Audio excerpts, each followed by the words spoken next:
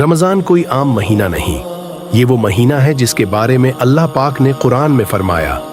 ये वो महीना है जिसमें कुरान नाजिल हुआ इंसानियत की हदायत के लिए। रमज़ान हमें याद दिलाता है कि असल कामयाबी दुनिया नहीं बल्कि अल्लाह की रिज़ा है। ये नफ्स को काबू में करने का महीना है। जब बंदा प्यास बर्दाश्त करता है तो उसे इन लोगों का एहसास होता है जो साल भर महरूम रहते हैं।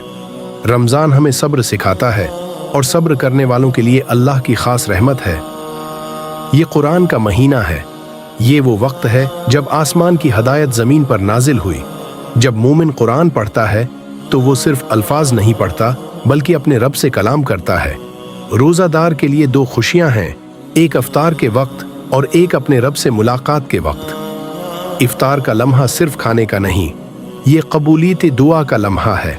रमज़ान आता है तो जन्नत के दरवाजे खोल दिए जाते हैं, जहन्नम के दरवाजे बंद कर दिए जाते हैं और शयातीन को जकड़ दिया जाता है।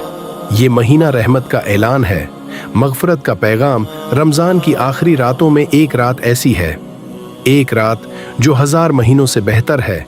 ये वो लम्हा है जब तकदीरें लिखी जाती हैं, जब आंसू कबूलियत बन जाते हैं।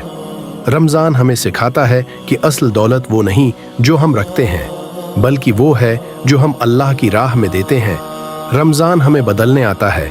ये महीना किरदार संवारता है, दिल साफ करता है और इंसान को इसके रब के करीब ले जाता है।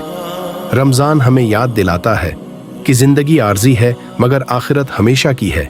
ये महीना हमें सिखाता है रमज़ान ख़त्म नहीं होता अगर उसका असर दिल में बाकी रहे, अगर नमाज बाकी रहे, अगर कुरान बाकी रहे, अगर किरदार बेहतर हो जाए तो समझो रमज़ान कबूल हो गया।